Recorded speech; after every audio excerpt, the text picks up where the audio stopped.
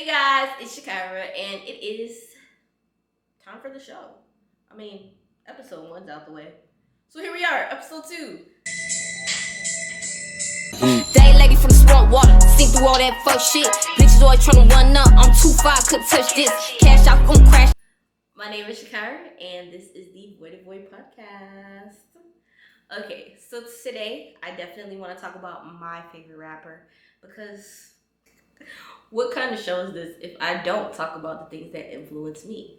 Now, I feel like my favorite rapper does not get the recognition that he deserves. He may get it amongst his peers, but amongst the general public, not so much. Now, like I said, this is my favorite rapper. And my favorite rapper is your favorite rapper's favorite rapper. And I stand on that 10 toes. Period. Hailing from Houston, Texas, a Scorpio just like me, born on November 9th. He is, the walking embodiment of what hip hop is.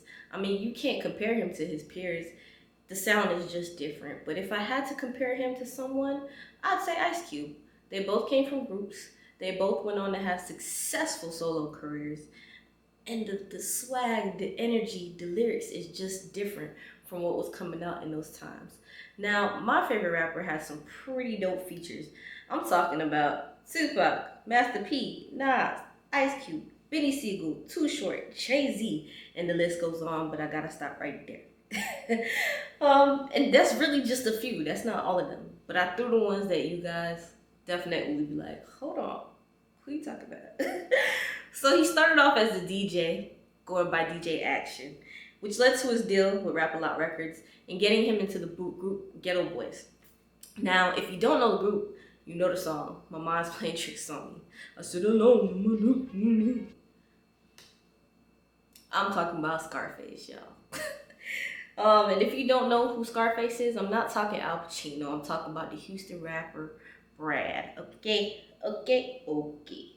Now, to me, Scarface, he created this subgenre of hip hop where it just seemed like spirituality met G-Funk, met hip hop, which met creepy 90s music, okay?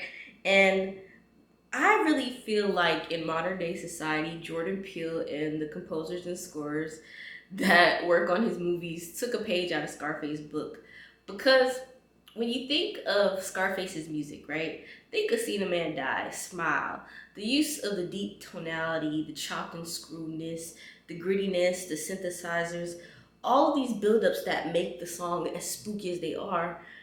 Jordan Peele and his team took those Texas elements of chopping and screwing and slowing the songs down and putting them in these trailers and making them scarier than they actually are, right? They gave hip hop this scary, mainstream media theatrical feel that just has a crescendo. Scarface was doing that back in the 80s, man. Scarface was just doing it in the 80s with his own music, producing, rapping. He did it all. Okay? But, once I realized that, it just made me like go and do research on like what made him so in tune with the dark, with darkness, with death, because a lot of his subject matter was about death when you think about it, right? But when I was researching, I did find out that he does have bipolar disorder and he suffered from depression, right? And in his younger years, he dealt with, juggling, trying to balance his mental health, and he ended up being in a psychiatric hospital for some time. And when you listen to some of his songs like Smile or Seen a Man Die, it makes you wonder, how were you able to take some very conflicting and confusing feelings, especially having bipolar disorder or, mental health issues, and being able to write it down on a pen so eloquently? Like, have you ever seen when someone's having a manic episode or when someone is, disoriented? It is so hard to get those thoughts out, but to be able to sit there and step out of yourself and just write it out. That's only God, man. That is only God. And I would love to sit down with him and ask him, like, how does music help him heal and move from those things? Because I was watching a lot of his interviews, and it seems like he doesn't really touch much on it. Maybe he doesn't want to, or maybe the interviewers don't ask. I mean, I referenced Drink Champs and a couple other local Texas podcasts that he hopped on, but it seemed like it was more just giving him his flowers, which I can respect, but a lot of fans would probably want to know, like, how that influenced his earlier years in writing music. But nonetheless, still an amazing artist, right? It just seemed like he wasn't afraid to step into the dark to speak about how it's possible to get into the light, right? For me, there aren't many songs or projects where I feel like artists are able to embody, you know, self-awareness or think about the consequences of their actions, you know, how it affects them deeper than just the physical. And he was actually one of the very first artists to get into it.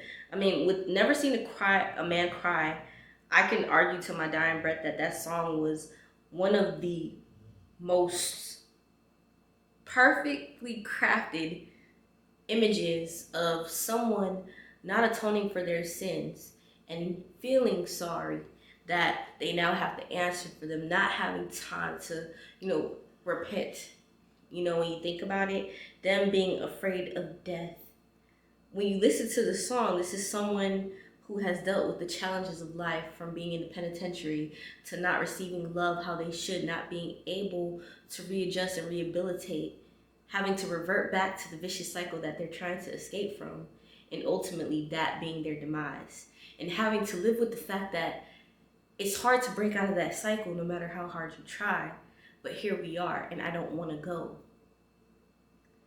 I'm sorry, that's too deep, bro. Y'all gotta go listen to the song.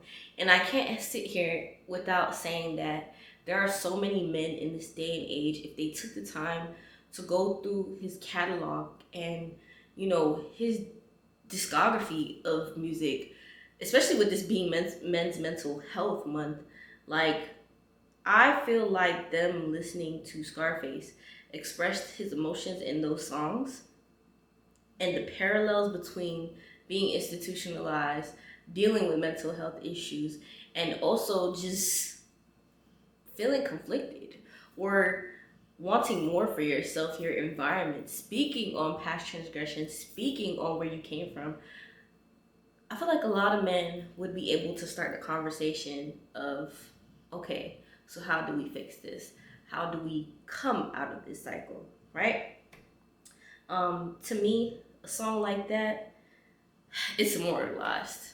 And if you guys watched his Tiny Desk that I've posted on my Instagram like a million times since he's dropped it, when he told the story of how that song came to be, do you know that man was just high?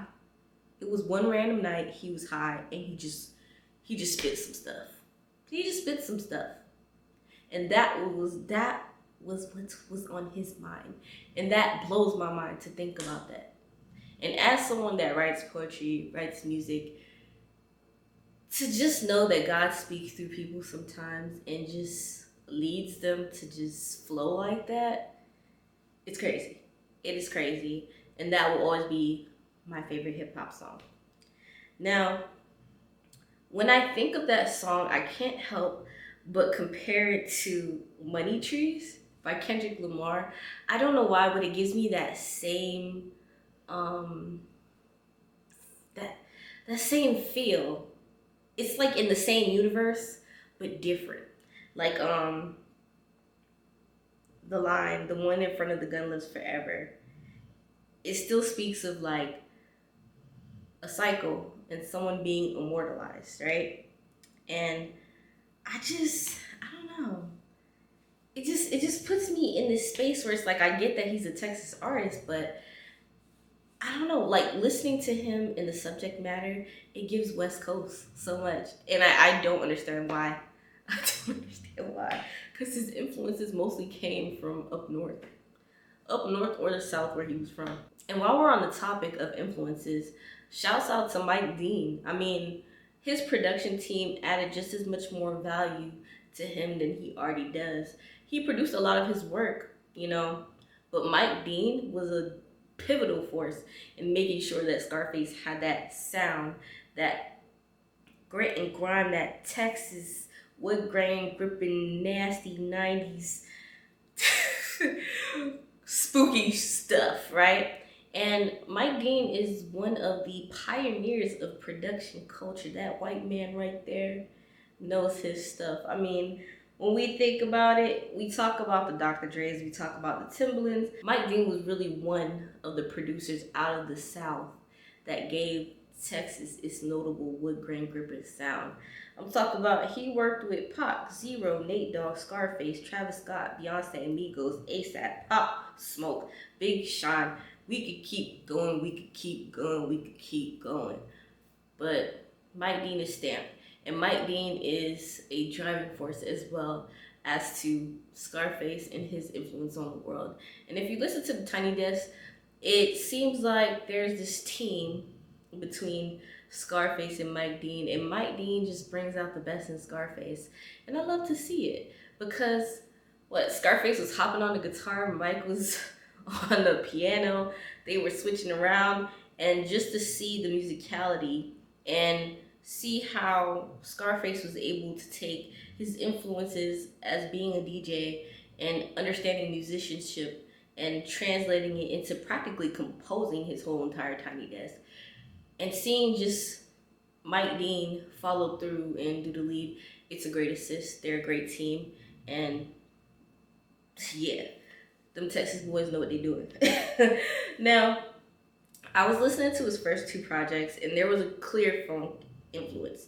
And it had somewhat of that like NWA type flow on the tracks, kind of like Your Ass Got Took on Mr. Scarface's Back. And as we shifted into the 90s from the late 80s, there was like this theme that fit with the times. I mean, it was brazen. We talked about sex, we talked about violence, we talked about drugs and women, but we were still slipping in conscious messages like on Hand of the Dead Body, he says, they claim we threats to society and now they call for the government to quiet me. For the bullshit they done to Gangsta Nip, Spice One, or Tupac. Never gave a gun to me. So gangsta rap ain't done shit for that. I've seen white folks from River Oaks go and get the gat. And also, and we were only considered evil, now they trying to bust only our code for communicating with our people. People rever his album, The Diary, right? But a lot of people don't talk about how, artists come out with follow-up projects that are just as good, if not better, than their classics. Now, me personally, in his follow-up album, The Untouchable, we got Smile featuring Tupac. We got Game Over featuring Ice Cube, Dr. Dre, and Too Short. And that song actually, to me, is one of Dr. Dre's best verses, if not his best verse. When you go and listen to that song, you could tell that him being in the studio with those heavy hitters brought out the lyricist in him, if they did write that shit. But don't sleep on Too Short either. Even though he's known for his, club songs or whatever, that man started off as a lyricist and he always will be one. And respects to Too Short. And my homies too, he stepped back to his Texas roots where he found himself paying homage to where he was from, coming out with Chop and Screwed editions, and now we're seeing a lot of modern day artists do the same thing too. Maybe it's to get the streams up, maybe there's appreciation for the culture, or maybe it's just both. But like I said, Texas culture definitely has an impact on hip hop, and Scarface, like I said, was one of the first to do it. And then in my homies, it kind of shied away from the music that he typically made, which was the conscious stuff. He stepped into his hood bag and he spoke on, sex, My personal favorite track from that era is Tryna Fuss Some. In my homies, the best track for me is Fuck Faces. But the reason why for me is that he never really speaks about love or lust or anything like that. Most of his music is about death and, somewhat of spirituality, suicide, things of that nature. And I like when artists actually get out of their bag and master something that's totally different from what you're used to. It just makes me appreciate them more as an artist, and it draws me in even more. So, yeah, those are my favorite tracks off of those albums. Now, on Last of a Dying Breed, which was released in 2000, my favorite track was gonna be Get Out. On that track, we're so used to hearing Jay Z talk about rich nigga shit, right? And this is 2000. We're coming off a Big Pip and all these things. So now you have heavy hitter mainstream Jay Z that is at Rockefeller, Jay Z that is in his pretty boy pimp shit, and he's on this track with Scarface, and he is talking about kicking down doors, drugs, all kinds of crazy shit, right? So on that track, it shows the versatility that Jay Z has. Not only being able to produce all these mainstream tracks, but also saying, hey man, I came from this and I'm gonna talk about this. And you gotta respect it. There is this sparring they have lyrically, because right after that, they hopped on another track. Let's see, This Can't Be Life with Benny Siegel. When you think about it, though, when you think of Volume 3, Life and Times of Sean Carter, that dropped in 99, it just shows us that he is capable of grit and grime. And it solidified him as a legend in my books, because you weren't really seeing much artists around that time tiptoe with other artists that spoke on different things. Everybody kind of stayed in the same realm. Now, for them to go and follow up with another track with This Can't Be Life, it just goes to show that there was a respect there for Scarface that these other rappers just did not have like he did. He had weight, he had pull, you feel me? And to this day, even now on Drink Champs, Scarface gives Jay-Z all of his flowers and love, and says that Jay-Z was one of the people that helped save his life when he was about to lose it in the start of the pandemic. So yeah, then a year later, 2002, on Scarface's album The Fix, Guess Who's Back? They all hopped on a track again. So all I'm saying is, my rapper that's my favorite is your rapper's favorite. My favorite rapper is your rapper's favorite rapper. That's it. Now, to me, what's also interesting and just shows like how humble of a guy Scarface is. In 2000, he had a lot going on, and he became the president of Def Jam South that same year, but he refused to promote Last of a Dying Breed out of respect for the artist that he was planning to bring over to Def Jam South. And also, he's attributed to starting the career of Ludacris. The more you know, right? So Atlanta, thank my boy. Thank my boy. Now, Scarface's music, at this point I could put the phone down. Scarface's music, to me, spoke to the child that I was. I dealt with a lot of depression. I felt like I talk and see things on a deeper level, and it would weird people out, or people just didn't take to me, you know. And I remember coming home from school, middle school, and YouTube being the thing back in like 06, 07, right? And getting on the computer and just typing in 90s artists, because I'm a hip hop head. And you see the Queen Latifahs, you see the Lauryn Hills, you see the Ice Cubes, but I always clicked on the artists that I never heard of, and I listened to their music. And I never forget the day that I saw See the Man Die, the music video. And I was like, this man is speaking to me. This man is speaking to like things that I'm really seeing. And as I went deeper into his discography and just listened, it told the tale of someone who just saw things deeper than what they were. A lot of times people would tell me like, hey, like, stop thinking so deep about shit. It's not that deep. But it is, though. Everything has a reason. Everything is deep for a reason, you feel me? And it's hard not to ignore that. And in his music, whether he's talking about sex or he's talking about human interaction, death, incarceration, drugs, there's always a deeper meaning to what he's saying. And to me, just the battles he faced, overcoming depression, overcoming his health battles, especially with mental health, and being able to just still like take the darkness of it all and turn it into something positive is something crazy. And he deserves all the respect and praise, you feel me? Scarface will always be my favorite rapper. Always. There's no greater storytelling than Seen a Man Die. Even on Smile, he has amazing songs, but Seen a Man Die just did something to my spirit listening to that song. It's deep. It's deep. Yeah, but we just had to vibe out to that for a little second. But had to share with y'all my favorite rapper. Who's y'all favorite rapper? Matter of fact, who is in y'all top 5? Top 5, top 2, what you think? Top 5. Tell me who y'all top 5 is.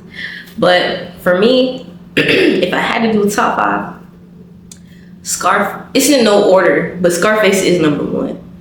I'm gonna say Scarface, Busta. I'm gonna throw people in this generation too. Dizzle Curry. I gotta throw a female in there. Missy Elliott. Who else? Who gonna be my number 5? Who gonna be my number 5? Nas. That's my top 5. Yeah, that's my top 5. I'm locking in, twin. I'm locking in, that's my top 5. But this was a fun episode, being able to share with you guys who's my favorite rapper. I hope you guys share with me who yours is. Drop your top 5 in the comments. And don't forget to like, share, subscribe, comment, all that good stuff. And until next time, may God keep y'all all safe. And thank you for tuning in again. We 2 and 2, y'all. We 2 and 2. We locked in, twin. I love that for us. Bye. What your name is? You know my body, I ain't even gotta say shit.